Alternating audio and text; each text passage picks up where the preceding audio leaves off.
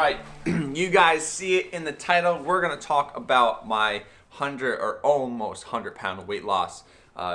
Basically how I went from 275 pounds as a strongman slash powerlifter all the way down to my lightest ever of 183 as a CrossFitter. So almost 100 pounds, almost 8 pounds shy of 100 pounds total. So for those that are been like OG subscribers of this channel, this story has been told I think twice on the channel. So you might hear some repetitive stories, but I might have some new pictures, which unfortunately Jenny Boo, like the other day, this is how this video came about.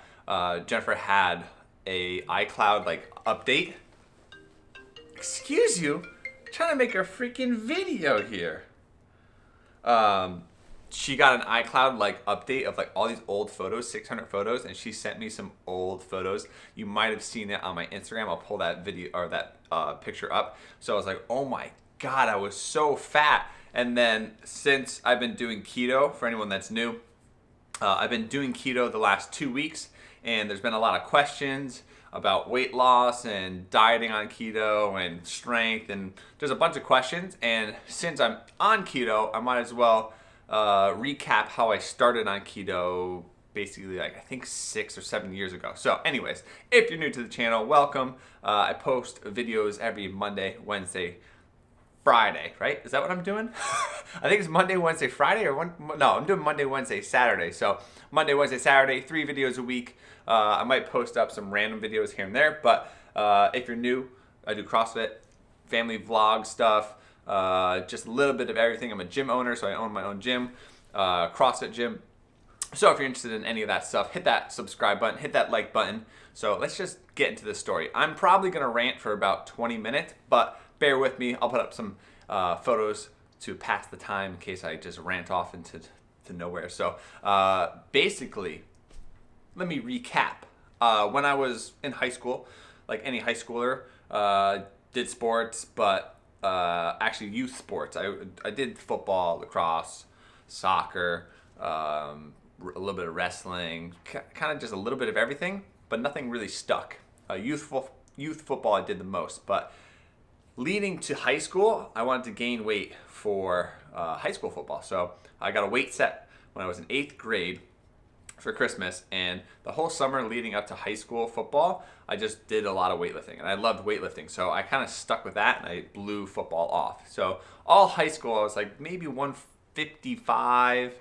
I think when I was wrestling, I did freshman year, I was 150 or 155, whatever that class is. So I was kind of small. I was a small kid. I was lean. I had abs and everything, but I was smaller. As the years went on, I got into powerlifting, and then eventually how I got into strongman was MTV. So MTV had a show called True Life, and it was MTV True Life I Want to Be a Strongman, I think. And it was Kevin Nee. I think I put this on my Instagram. Kevin Nee, he was like 18 years old. He was like deadlifting 900 pounds, like picking up these stones, and I was like, man, this kid is an animal. So that winter, that December, that Christmas, I asked for Atlas stone molds. So I think it was 16. I made Atlas stones in my basement, and then from there, I just did a lot of powerlifting and a lot of strongman. So from 16, I must have been like 165, 175 or something like that.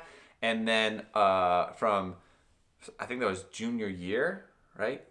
Junior year, I was 16. I was young for my class, so I was 16. From 16 to probably 20, it took me that much time to get up to 275 pounds. And yes, it wasn't healthy weight. I had some body fat, a lot of body fat, and I just didn't care. I just wanted to be really, really strong. And most strong men, other than like Mariusz Pudzianowski, Derek Poundstone, and Kevin Nee, there was only a few guys that actually had abs. And Mariusz Pudzianowski was like an animal. He had like a 6-pack. The guy was like shredded, and he was like, I think 265 pounds. So I didn't look like that. I was fluffy. I was like a lineman. Jennifer, if she was here, she would be like, "You're fat." And yeah, so I basically just ate like crap, like pizzas, donuts, entire boxes of cereal for breakfast.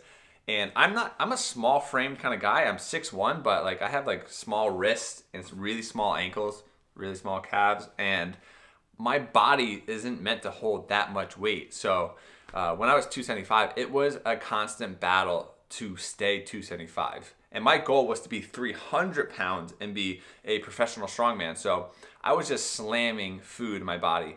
I still have some of my Fitness Pal stuff, and it's just disgusting. It's like candy bars and granola bars and sugary cereal like at night just to hold 275. And it would fluctuate like 10 pounds a day. It would be like, I would wake up and it'd be like 265 because I was burning so many calories doing strongman. I basically trained 7 days a week, and that's how I kind of got to like how I am now. I work out all the time. I used to work out all the time as a strongman. So I was burning calories. My body didn't want to be 275. It was a constant battle. And then I basically blew out my lower back trying to deadlift cars and pick up 400-pound Atlas stones. And long story short, I'm sure I posted up some pictures, but because of that back injury, I was like, this is not going to happen. Like, I'm not built for this sport physically, and I'm strong, but I'm not anywhere near strong where these dudes were like pressing 400 pounds over their head, deadlifting 1,000 pounds. My best squat in a squat suit was like 800 pounds. My best deadlift in a deadlift suit was 700 pounds. And those are impressive numbers, but I'm talking like they're deadlifting 1,000 pounds. They're deadlifting trucks for like 10, 15 reps. I was strong, but not strong enough to be a professional strongman, and it was just not going to happen. So I did a bunch of amateur events. I put up some pictures, and my thought process was, because when you're really, really big and you're strong, you have this like ego, basically, where you're like, I don't want to be small.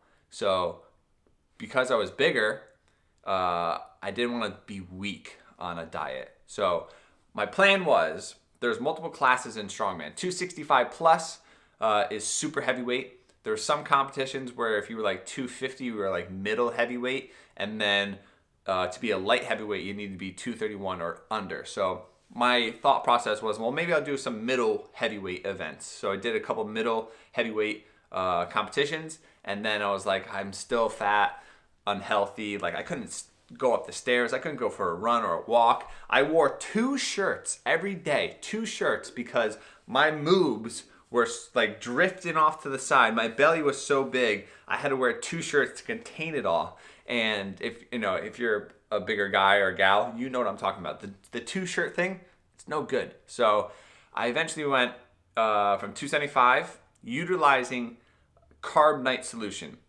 And this all came about from Mark Bell and his vlogs, because he was a very strong powerlifter in like the 300 plus division, and he utilized Carb Night Solution to go down to, I want to say 275 or like 255, and he was jacked out of his mind, and he was still really strong. He lost like 10-15% of his strength, but he was still unbelievably strong. So I was thinking to myself, if I do Carb Night and I go from 275 to 231 for a light heavyweight strongman, I could probably do some damage if I can keep my strength. Now, that was the plan. So I went from 275. As soon as I went on Carb Night, which, let me explain Carb Night real quick before I ramble too much. Carb Night is you do the ketogenic diet 7 days a week. Now you can get the book. It's like $15 or something like that. Dr. Kiefer, I believe, John Kiefer, I want to say. He's done some like revised versions of the Carb Night Solution, but 7 days a week you go basically no carb, ultra low carb, 30 grams or less net carbs. So you're not really ingesting any sugars or anything like that. 7 days keto.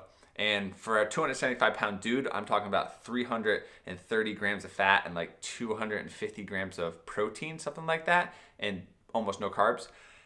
Immediately, as soon as I stopped eating carbohydrates, I went from 275 to like 260 in like 12, 14 days. It was unbelievable because I was holding so much excess carbohydrates. I had so much food just in my intestines. So all that flushed out within the first like 2 weeks. So initially I was like deflated and I felt much weaker because I was in a deficit and I was basically going from an extremely high carbohydrate diet with like 600 plus carbs down to nothing, and my strength went, it crashed. I was still strong. I was still lifting my strongman, training strongman, powerlifting, but my lifts definitely went down. But I just felt so much better. At the same time, because I was getting smaller and weaker, my ego, I was like, maybe I should go back on carbs, blah, blah, blah, blah, blah. So it wasn't just like constant or consistent decline of body weight. It was kind of limbo effect because I got lighter and weaker. And then I was like, maybe I'll go back on carbs. So I went back on carbs. Then lighter and weaker. And then I went back on carbs. And then I went carb night. So it kind of flip-flopped around for like maybe the first couple months, I would say. I honestly, because I've had like so many different body types, like going from 155 high schooler to 275 and then slowly down to like 183, I like can't like keep like a timeline in my head. So roughly, I want to say the first couple months I ping ponged around. Then my first competition, my first competition I wanted to do 231 and under. I was 245 pounds training, and I was trying to get down to 231. So I went back on carb night to lose the weight. And during the carb night, eventually, you start to transfer over into that keto, and you're running out of ketones, and your body gets more fat adapted, and you're kind of like, you get used to it.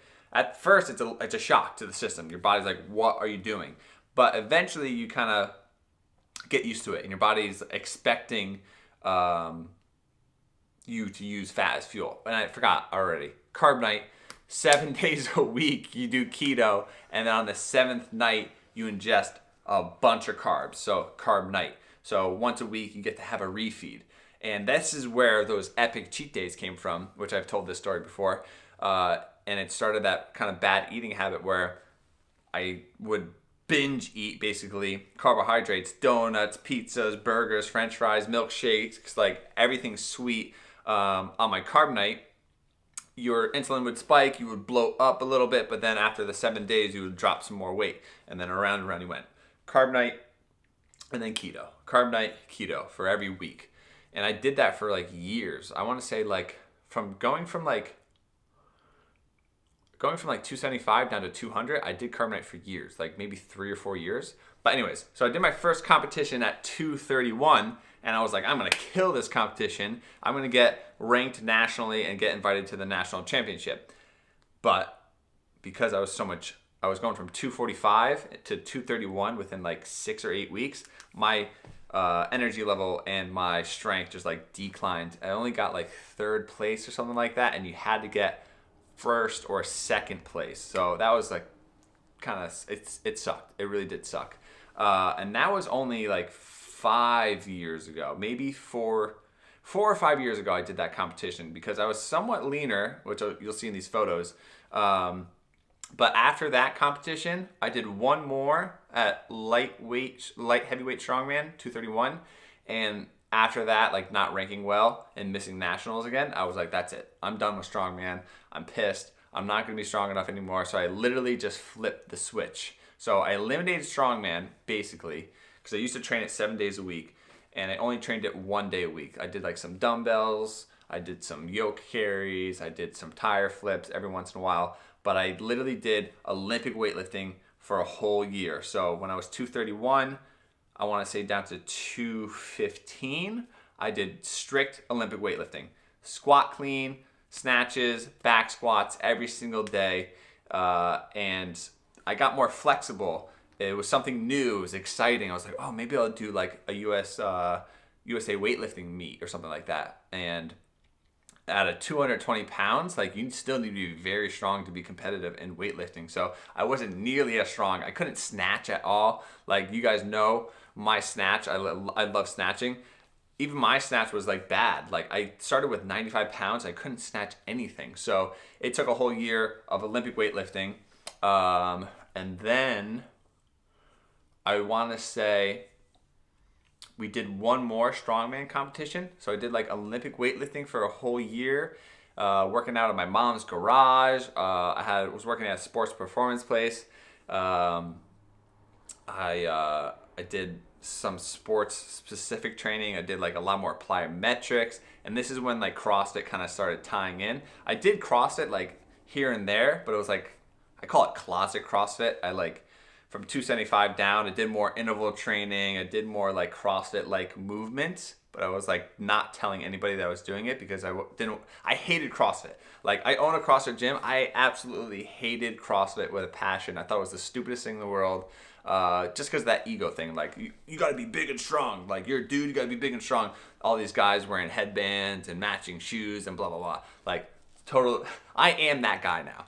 But I hated CrossFit, so I told myself that I wasn't doing CrossFit really, but I was. So when I was at the sports performance place, I was training a couple of girls to do strong woman, and I got roped into a competition. And Jenny Boo was actually going to do this competition, I believe. Did she do the competition? No, she didn't do the competition. She backed out, I think, the last week or something like that. And I placed good, but not good enough. And that was my last strongman competition. Immediately after that, I was like, CrossFit. Let's do CrossFit more seriously, because I wanted to be a personal trainer with a lot of like certificates. I wanted to be basically well versed in like all fitness. Like I didn't want to be just like a personal trainer that works at like a commercial gym teaching people how to like bench press and stuff. I wanted to have a lot of knowledge. So I got my personal training certificate. Then I wanted to go get my CrossFit level 1. So that was the plan. I booked that. As soon as I booked CrossFit level 1, I went back on carb night post that strongman show. And I went hard on carb night and had the weekly cheat days. And if you go on my Instagram, you can still see like some old photos of donuts and stuff like that. And I was still doing heavy Olympic weightlifting because that was kind of like the base of CrossFit as I knew it. And I was working at the sports performance place, and I was doing more CrossFit, and then I was implementing CrossFit into my personal training and implementing it into sports training. And then I was there for, I want to say maybe 2 years or maybe possibly 3 years at the sports performance place. I hear kids. Oh, I think there's kids walking across the street. I implemented sports performance training and CrossFit, and I started really liking it. Practicing handstand push-ups, handstand walks. I could always walk on my hands, which is kind of weird. Even at 275, I could always walk on my hands. It was just like a thing I could do.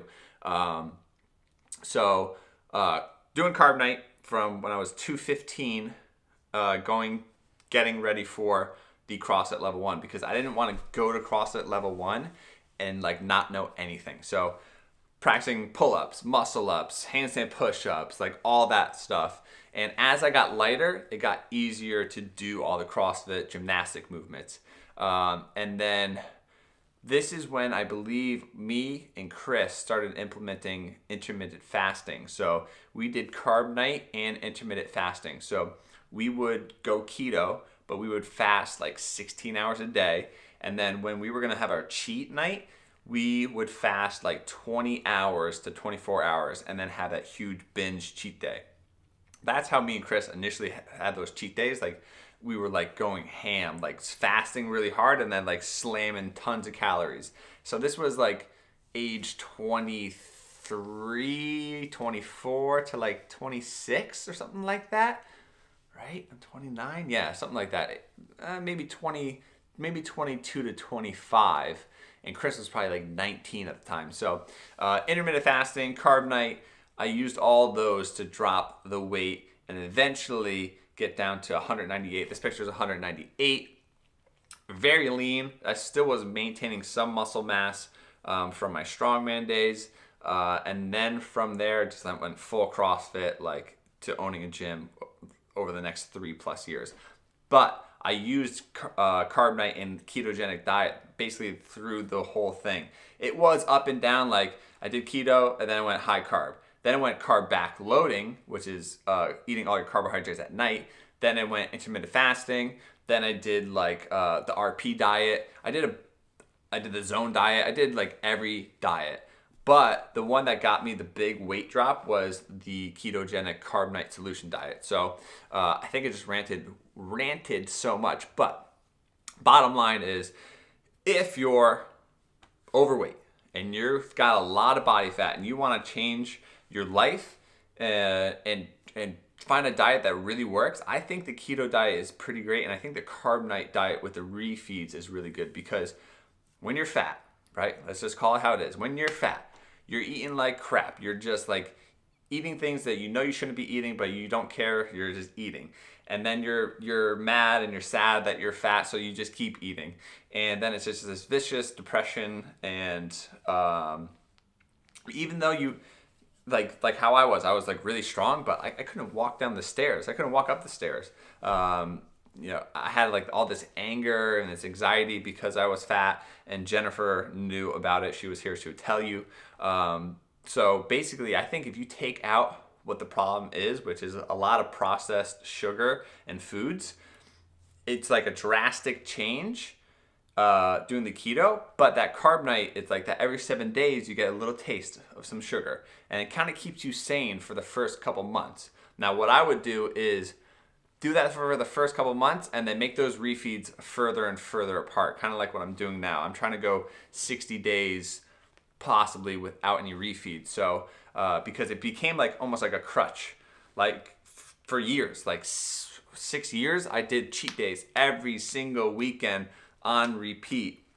And even when I went off carb night and off keto, I still kept the cheat days. And then through the channel, I've been doing a zillion cheat days. So that's how it started, and it became a problem. So I would start with the carb night and the refeeds, and then slowly kind of spread those out a little bit further apart. That way it's not so repetitive. But I think the keto is a fantastic way to drop weight fast, because if you have a lot of body fat, you're gonna de-bloat really quick. A lot of excess carbohydrates and water in your muscles, it's gonna flush out. You're gonna get instant reward. You're gonna be like, all right, this works. But then it gets a little tricky, learning how the fats are your energy source, what fats to eat, healthy fats, what vegetables not to eat. So if you want to get the Carb Night book, get the Carb Night book. I'm sure there might be an updated version, or you can just get a regular ketogenic guideline book and just have a refeed every 7 to 14 days or something like that. But that's how I basically lost all that weight. When I went down to 183, I was using, not intermittent fasting.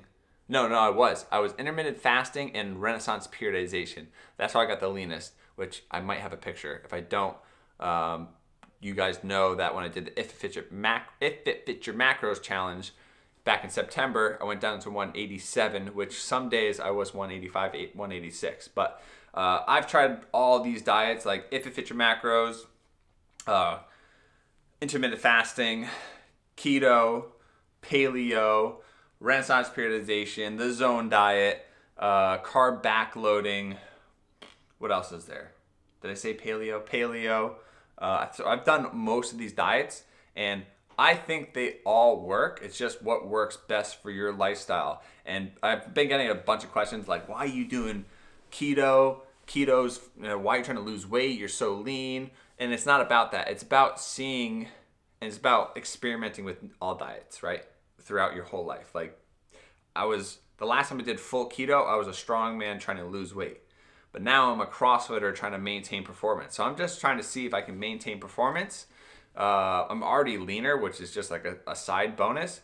But I want to see like mental clarity, how I feel physically, health benefits. I'm going to do some blood work. So I'm just experimenting. And that's what you should do. You should try any diet, try to stick to it. But it's whatever diet is going to be the most sustainable for the long haul is the diet that you should do. So you need to be accurate. Whatever diet you do, and whatever diet I did, I tracked, I weighed my food, I measured my food the entire time. So some people will go on like a keto diet and they'll be like, oh, I can eat fat and protein. They just eat unlimited amounts of fat and protein, and they're like, whoa, I gained weight. That's weird.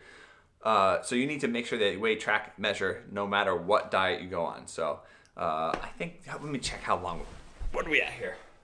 Oh my God, 24 minutes. Holy crap. Hopefully I gave you guys some insight on my story about how I went from 275 all the way down to about 183.